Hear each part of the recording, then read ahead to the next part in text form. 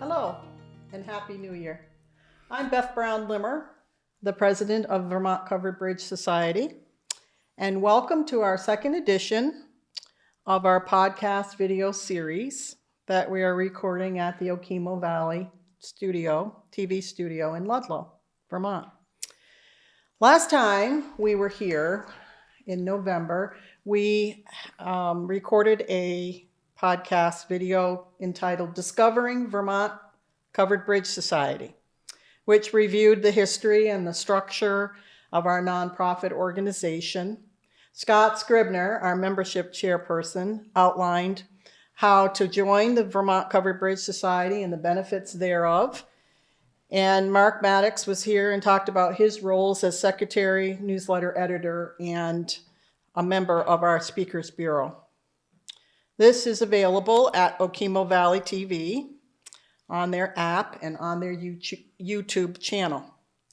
This edition is entitled Exploring with Vermont Covered Bridge Society. We have two guests today. The first is Philip Gatenby of Brattleboro, Vermont.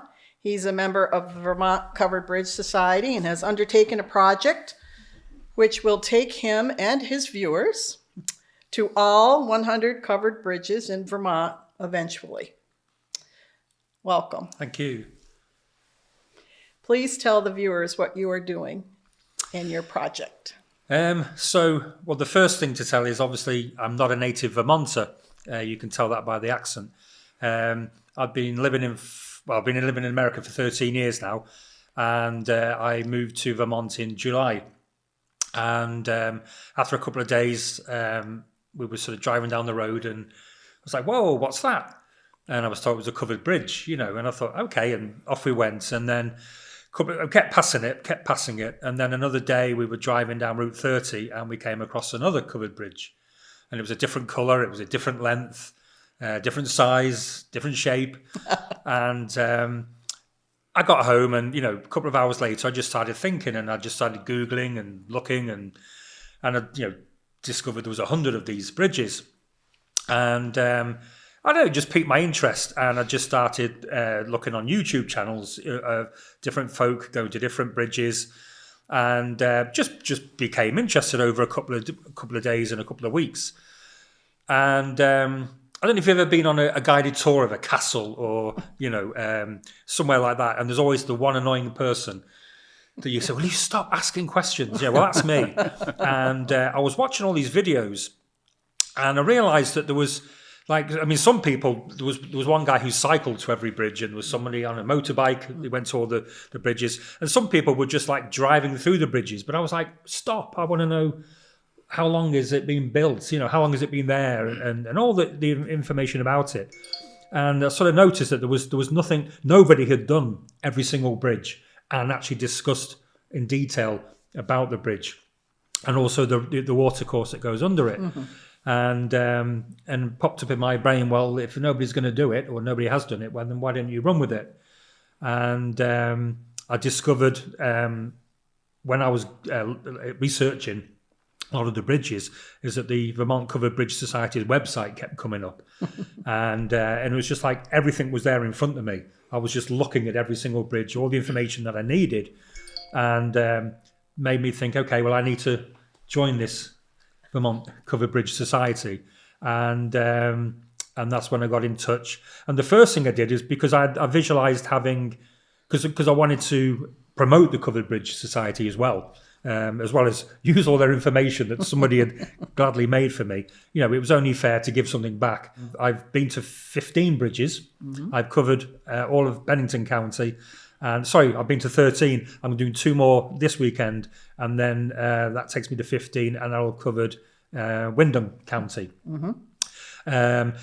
The one problem I did have is I'm very keen on recording the videos. I had actually no knowledge of how to edit them and produce them. And I was up to the 7th one, and I'd actually ran out of room on my phone. And I'm thinking, okay, I need to, what can I do here? And I contacted a few sort of Brattleboro chat links, and also contacted the Covered Bridge Society. So look, is anybody in the Brattleboro area that may be able to teach me or help me, to produce these videos. I've got 100 of them. I need help. And about a week later, Beth replied and said, "Hey, we just been in touch," or the Okemo Valley TV have just been in touch with us, and we're going to do this partnership where they're going to produce items for us. Mm-hmm. But also they'd offered to help members to learn how to edit and produce videos. Yep. Are you interested? And I was like, yes. And that email came back rapidly. Yes, it very did. Very rapidly. And I came down here and I met Patrick and met Rebecca. And I'm about almost there doing it independently. I still need a little bit of help here and a little bit of help there, especially finalising it all. Mm-hmm. But Rebecca's been fantastic with me. And I'm practically from only knowing how to turn a computer on to actually editing these videos, and it's an amazing skill and one that's been very valuable. Well, it's good you have that interest for sure. Not everyone does. Now, what is your background as far as videography? Well, actually, it was more. I say journalism. That's a loose term. Since the 1980s, the late 1980s, I've been involved. This is when I was in Manchester, England.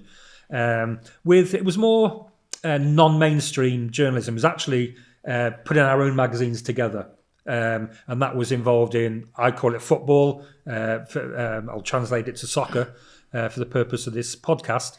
So it's to do with soccer and also music.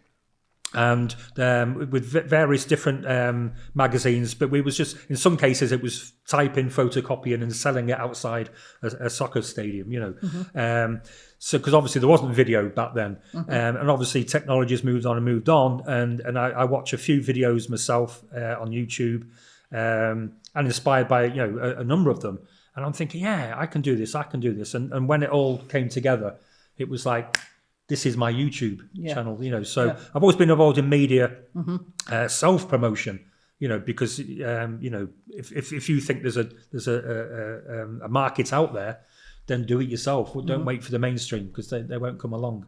Or if they do, they'll turn it into how they want to perceive it rather than how I want to perceive it. Right. So how many videos have you actually put on your YouTube channel to date? So we did 2 introductions. I did the initial one saying, hello, this is who I am, this is what I want to do. And then I added another one because I realised actually the second introduction was more for myself. Because I knew nothing about bridges. And I was going along at the first few saying, oh, this is a town lattice truss. Oh, this is a king's truss. I actually didn't know what I was talking about. It may appear I did, but I didn't. And I thought, I need to wise up. And I studied all the trusses and everything. And I went out and did another one. Because again, I thought there may be people out there that are going, oh, it's a king's truss. Okay, So I did the second one to do that. And so we did those 2. And the 5th episode, which was at the Burt Henry Bridge in Bennington, went out on Sunday. And this coming Sunday, it will be the Arlington Bridge on the Green in Arlington. So you post 6. One on your YouTube channel once a week? Once a week, yeah. On Sundays, is that every right? Sunday, every Sunday, yeah. Great. So you have a ways to go because you have 100 bridges. So you've had 5 so far that you've published? Yes. Okay. And so I think we're going to embed one of your videos actually in this podcast video, which will be your video of the Silk Bridge. Yeah, episode number 3, the Silk Bridge in Bennington. Yes. And that is a short video, one of your shorter videos, but still very informative, lots of nice pictures. And Phill does all kinds of things when he's videotaping. He gets down in the water and, shows you the underside of the bridge and shows you the upstream and the downstream and anything that's near the stream when he's filming. So it's really a fascinating trip, I think. I think it's a great way. I think it's important to highlight the river because if there's no river, if there's no water, then there's no bridge. Exactly. And as much as we admire and love the bridges, we've got to honour the river that goes. And some of these rivers have got an amazing stories. I've got one, but I'm actually recording. I'm actually doing the editing right now. I interrupted to do this podcast and it's the Bartonsville Bridge. And if we were stood on the spot where the Bartonsville Bridge is in 1868, there wouldn't be a bridge there. And the simple reason there wouldn't be a bridge there is because there wasn't a river there. Yes. The river didn't go in that direction.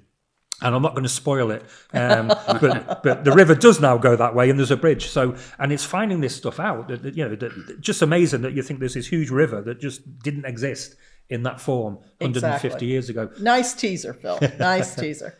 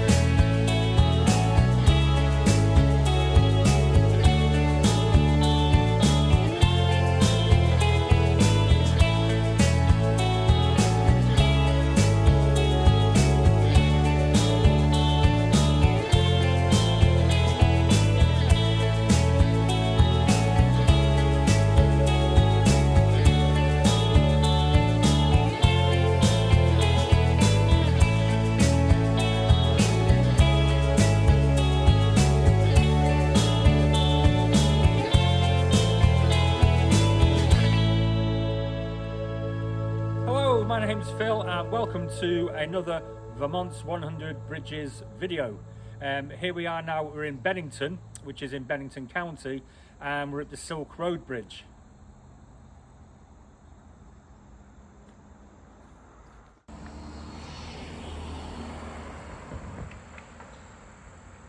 There's been a bridge on the site here at Silk Road since about the 1790s, if not earlier.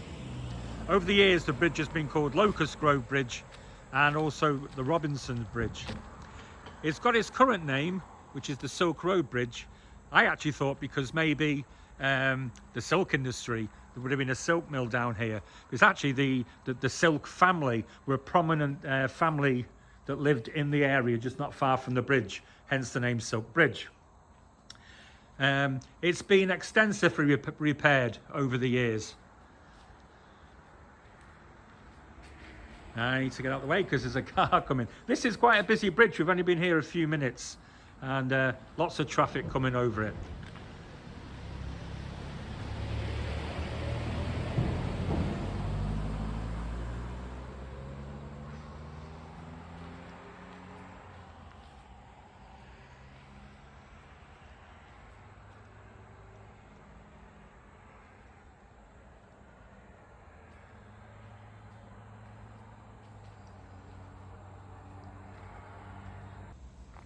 The bridge is 88 feet long and it's a town lattice.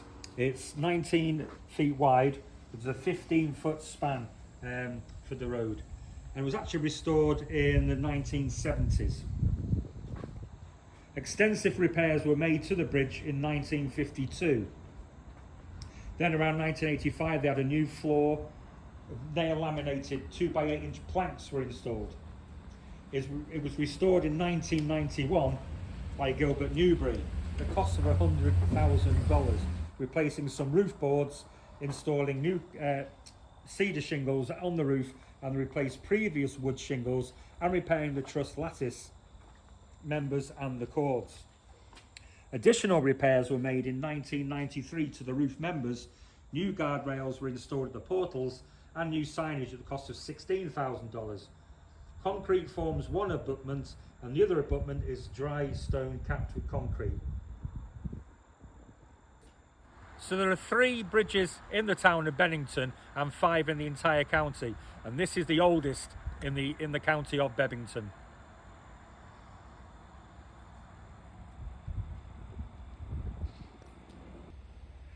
So you can see here now we're underneath the bridge. You can see where the original stone has been given a concrete cap, but The one across the way is like solid concrete, complete. That's the difference between the two.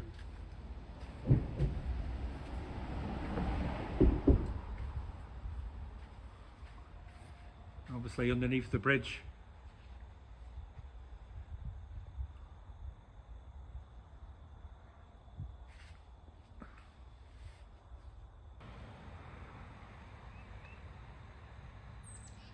Once again I find myself ankle deep in the watercourse going under the river. And here we are on the Walloonsick River. This is a river that's 17 miles long. It rises in Woodford Hollow and starts where the Bowlesbrook and the City Stream merge. In Bennington, the river was actually diverted to power the mills in the town. Evidence of that will be seen in a couple of scenes, in a couple of episodes later.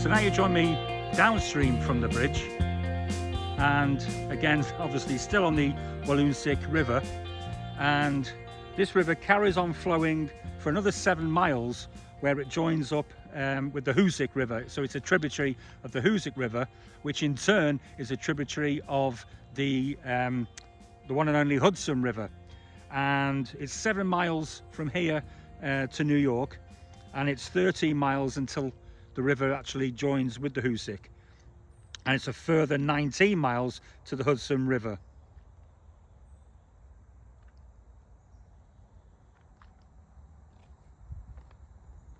So that was the Silk Road Covered Bridge, the first one and the oldest one in Bebington, and once again thanks to the Vermont Covered Bridges Society with all the information and help needed. And please, if you like the video, then please press like, please subscribe, and obviously share it with your friends as well. Let's get the word spread around. And that's it for now. I'll see you on the next video.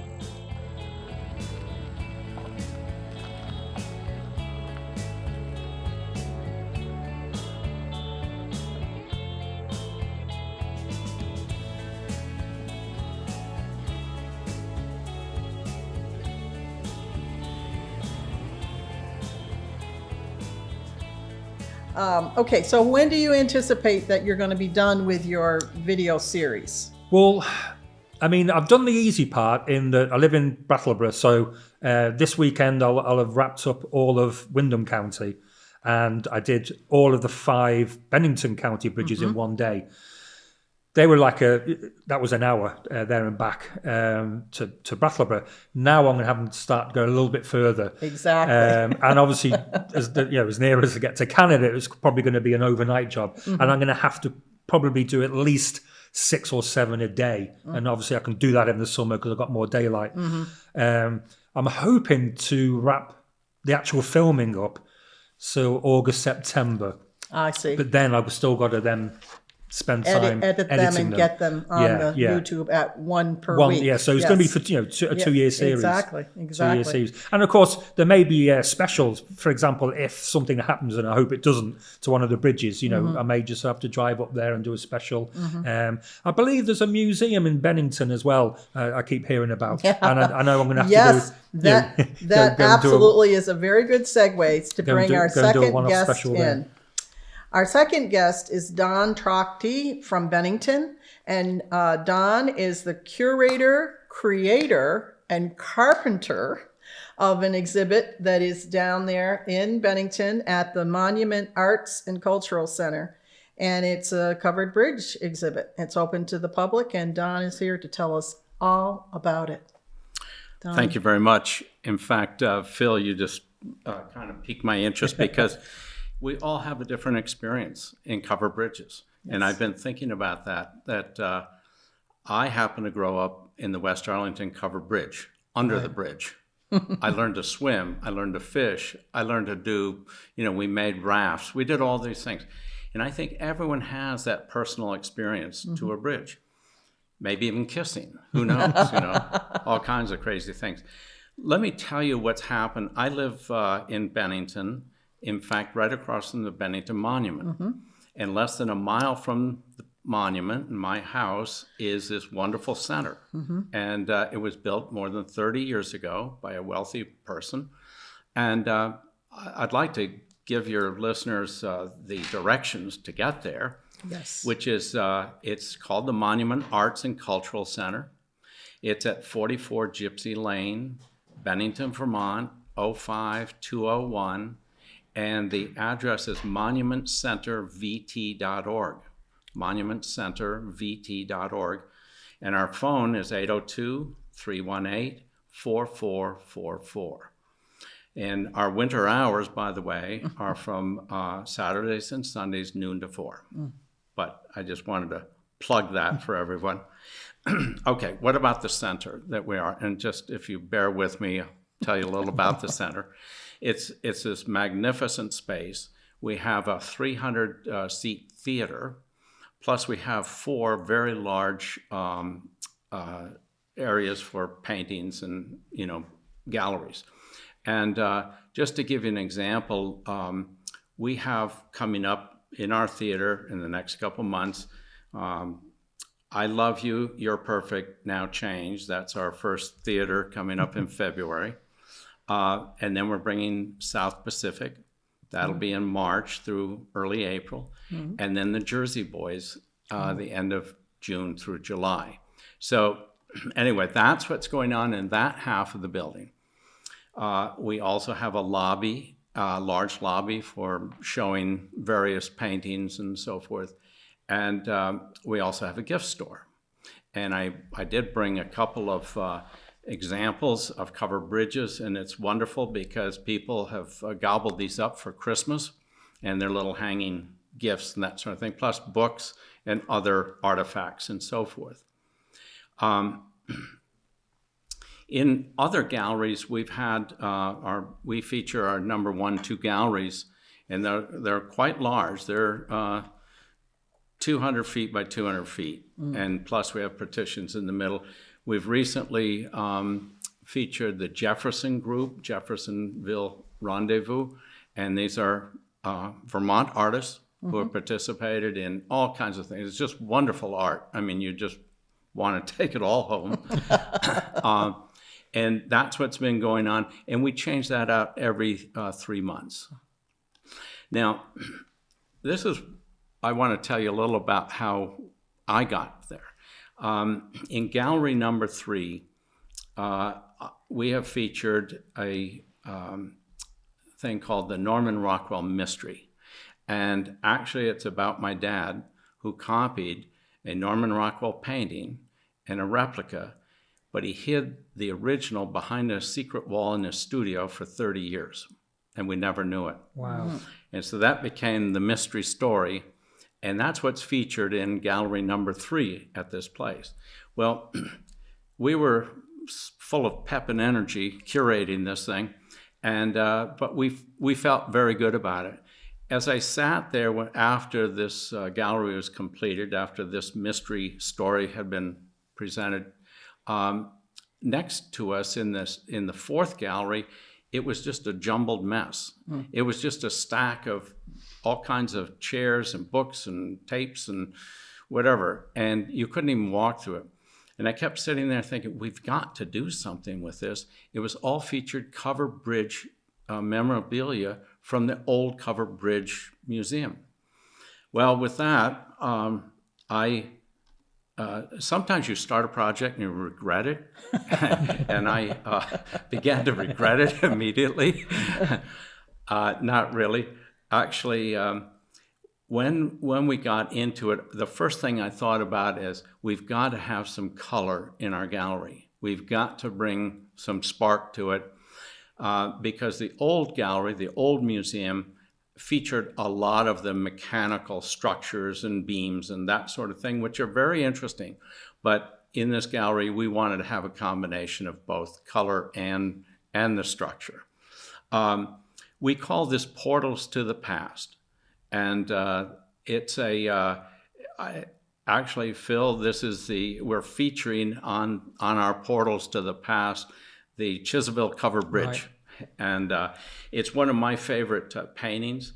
It was done by Hazel Kitts Wires. And this painting was lent to us by Lyman Orton, who owns the Vermont Country Store. Mm-hmm. And he generously said, Don, use what you can. So he's loaned this painting to us. And interestingly enough, I have another Hazel Kitts Wires painting that was offered by my brother-in-law and by Hazel Kitts Wires, but it's the Creamery Covered Bridge in Brattleboro. So let me just move along. The Bridge Gallery is adjoining the Rockwell Mystery Story Gallery.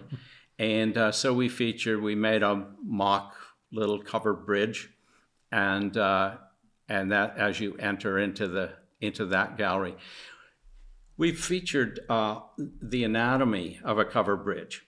A covered bridge, as Phill just mentioned, starts with a king post maybe. Then it got more sophisticated to the queen post.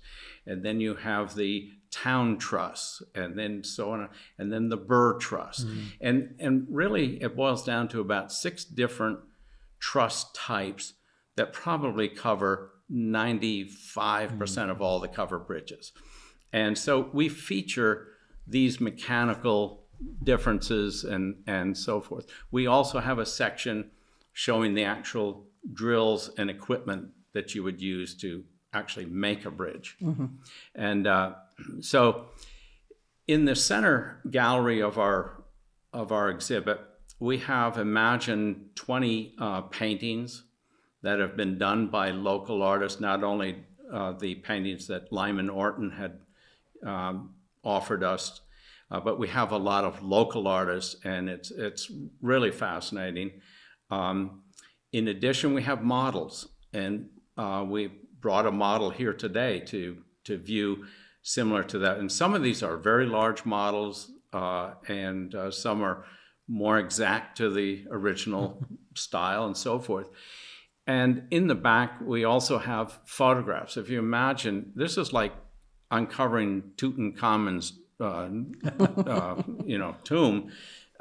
We just kept digging up more and more things. Mm-hmm. And so we made it, we found it quite interesting. Some of these, not all of these paintings, but some of them are for sale. So people can actually buy some of these paintings. And I think that's very interesting. We're not going to sell Lyman's, of course, but we'll sell others are for sale. Eric Sloan is also featured in this gallery. Now, Eric Sloan was this incredible artist and writer. He wrote more than 38 books, and he has, so I understand, has published paintings and drawings of 15,000 covered bridge structures and barns and so forth. That's an incredible number. Norman Rockwell produced 3,000 paintings in his lifetime. Now we're talking 15,000. Yeah. I can't even understand how one person could do all that.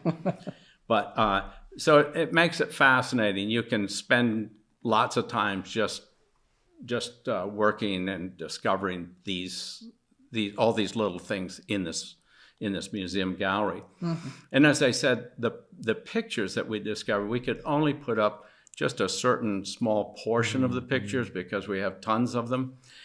We pretty much have featured the Vermont covered bridges in this gallery, although there was information about other covered bridges of other states.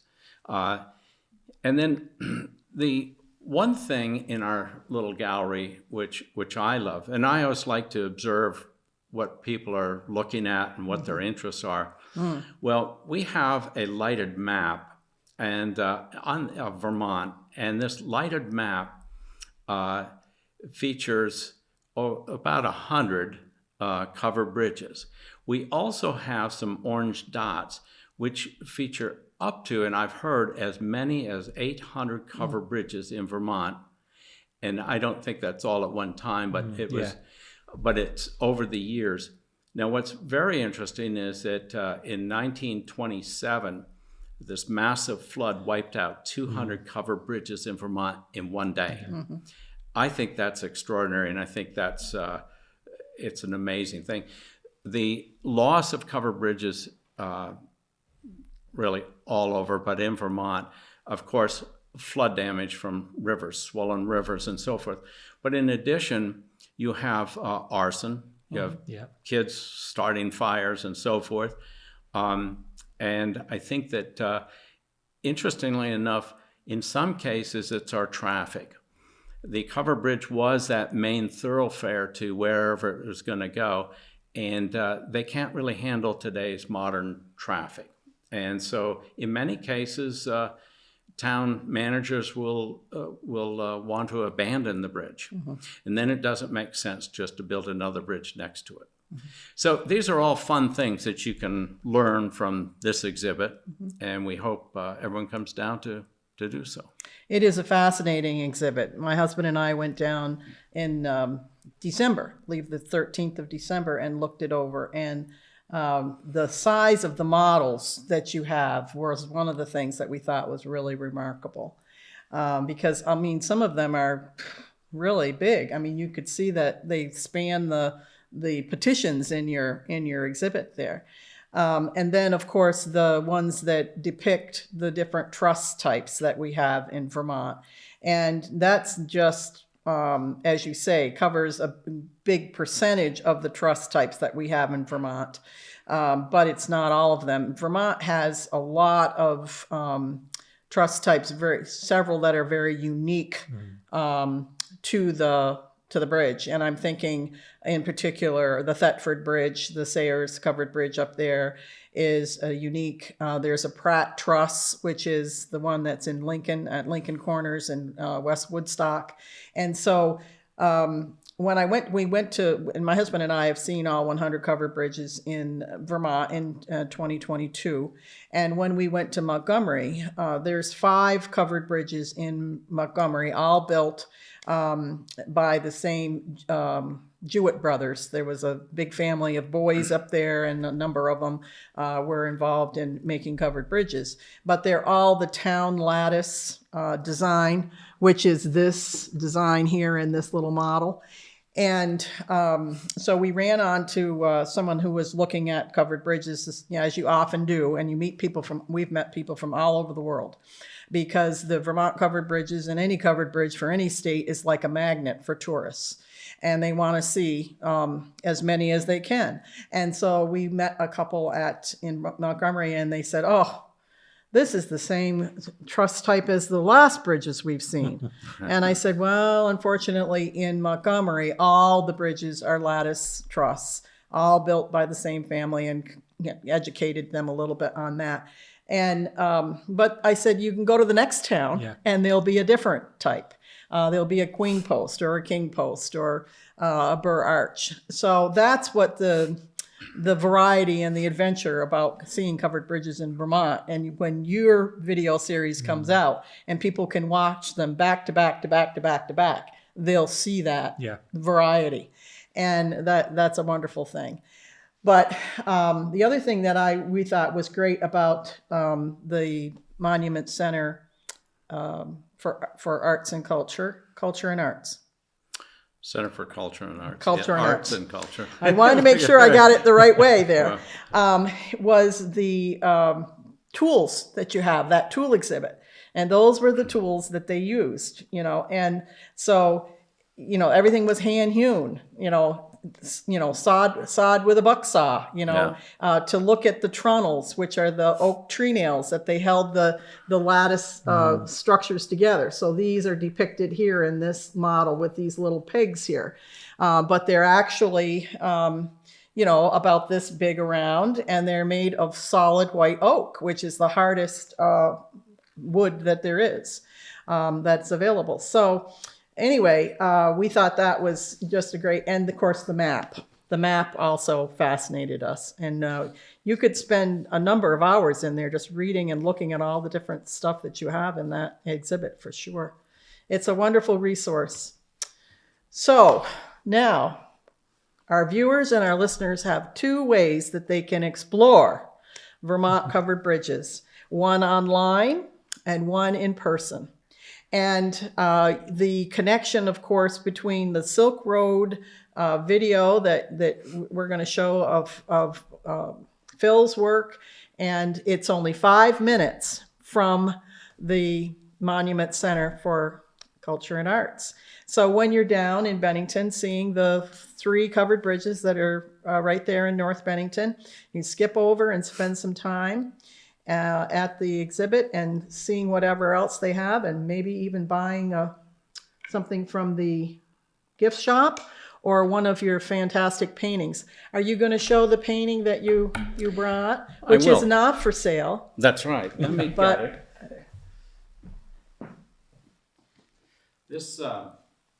This painting that I brought today is of the West Arlington Covered Bridge, and it was done by Gene Pelham. Now, Gene Pelham was a Saturday Evening Post illustrator, but he also was the assistant and for Norman Rockwell. Mm-hmm. And in the description of this painting, I tell people what the story about Gene Pelham and Norman. And that's the West Arlington Bridge. That's the West Arlington Covered Bridge. That's the bridge that I lived under when I was 8 years old. And the bridge that they traveled back and forth over in their daily lives to get to their houses and such. Exactly. Yes. Gene crossed that bridge every day to go up to the studio at Norman's studio. And he's a remarkable artist, but he spent so much of his time working and assisting Norman in his work. But Gene has hundreds of paintings and wonderful Southern Vermont art description. This is the only covered bridge that I know of that the Arlington artist did, though. Mm-hmm. And interesting, I looked up the Saturday Evening Post, and I only found one other covered bridge by a Saturday Evening Post illustrator, and that's John Falter in 1954. Oh. So it's interesting that the bridges were there, but they rarely painted them for those covers. But of course, now we cherish everything. We cherish this painting by by Gene. Yes. And of course, we miss Vermont Life magazine, which that was one of their favorite subjects. That and the idyllic pastoral scenes of the farmlands and things that we used to have in Vermont, which, unfortunately, we don't have so much anymore. But it's definitely a very popular topic for photographers, videographers, visitors, and all such things like that. Artists. I have heard that the West Arlington Covered Bridge is the most photographed covered bridge in the country. Yes. And, I don't know, maybe, Phil, you'll discover otherwise, but that's what I've read. Yeah. I've read that and one. I think one of the reasons is it has access. Mm-hmm. It's very difficult to get to some of these bridges, so that bridge you can get to. Right, and also the Norman Rockwell connection. The That's fact a good that was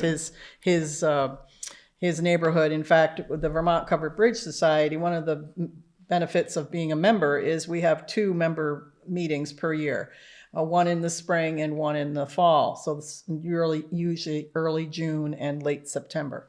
And in 2023, our meeting was actually at the Grange Pavilion, which is just across the green from the bridge at West Arlington. And we set up the meeting space so that the people that were at the business meeting could look beyond where the head table was and see the bridge in the background. And several people really commented on how, wow, this is really Vermont Bridgey, to be able to have that view. And so it's a charming idyllic little community there for sure. So before we go, I'd like to thank you for listening and for viewing, and to mention our website, which is vermontbridges.org.